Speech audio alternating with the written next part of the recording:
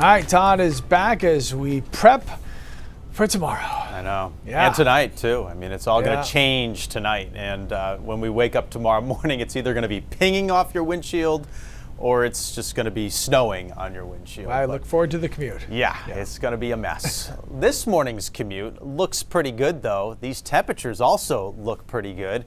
35 to 40 degrees. I do want to caution a few spots, especially up in some of these hill valleys and mountain valleys. We're still around 32. A little black ice, I suspect, would be an issue in those spots. While it's mild in the east, it's really cold out west, and obviously the air's coming down from Canada. And in this transition zone is where you find a huge, huge storm. Stretches from the Canadian border all the way back into New Mexico and Texas. And there's a lot of winter weather there, even into Texas. For us, at the moment, not a whole lot happening. Our mountains are getting some wet snowflakes mixed with some raindrops, maybe a sprinkle or two elsewhere this morning, but the main act is still well away from us. We won't get into the action until this afternoon.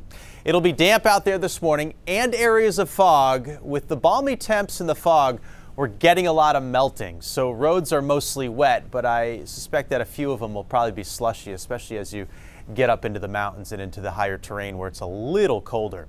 Midday showers will be out there and they'll start to become steadier as we go into the early afternoon. We'll continue to see wet flakes up in the mountains, but temps remain mild near 40 degrees. And then during the afternoon and evening, it'll be wet and rainy for most of us as the storm starts to spread in. Although north of Route 2 from Rumford to Skowhegan and north of Bangor, it's steadier snow. I know a lot of folks are going to break off and try to get to the mountains to beat the storm. Be careful as you're arriving to some of your condos and places up there. It'll get slippery on some of the roads. Now, temperatures are going to start to slide this evening, and this rain-snow line is going to begin to crash down to the coastline after dark tonight and closer to midnight. So let's pick up the story at 8 o'clock. There's your snow across the interior, and by the way, it's going to be pretty heavy snow, and it'll be wet snow at first too, so it'll kind of cake to things. Steadier rains along the coastline will also be heavy, and then we start to see the air mass chill, and it's first going to happen aloft a little bit and at the surface, but there's going to be a layer of warmth to melt those snowflakes. So I think sleet is going to be a huge player along the coast, and that'll keep snow amounts down along the coast. Meanwhile, over the interior, it's ripping snow, and that snow is getting drier and fluffier too. This is 6 a.m. tomorrow. Snow for the interior, a snow-sleet mix along the coastline. Looks like a mess for the morning commute. And then with time, that sleet line starts to creep off the coastline.